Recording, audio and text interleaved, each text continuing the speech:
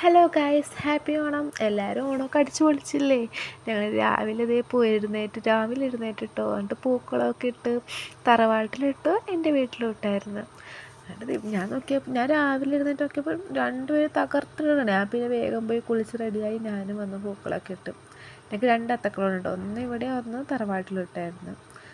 അങ്ങനെ അത്തക്കുളമൊക്കെ ഇട്ട് എല്ലാം കഴിഞ്ഞ് ഞങ്ങൾ വിഷമിച്ച്, രാവിലെ അല്ലേ, ആൾ പിന്നെ കിടപ്പൊക്കെ ആയിട്ട് ആൾക്ക് ക്ഷീണം, വിശന്നിട്ടായിരിക്കാം. അത് കഴിഞ്ഞ് ആൻറ്റി പായസമൊക്കെ ഉണ്ടാക്കുന്നുണ്ട്, തക്കുവാട്ടിന്ന് ദോശയൊക്കെ ഉണ്ടാക്കണത്. ദോശ സൂപ്പറായിരുന്നു കേട്ടോ. അത് കഴിഞ്ഞിട്ട് ഞങ്ങൾ ചായ കുടിച്ച്, രാവിലെ ദോശയും ചമ്മന്തിയും സാമ്പാറും കാര്യങ്ങളൊക്കെ ആയിരുന്നു.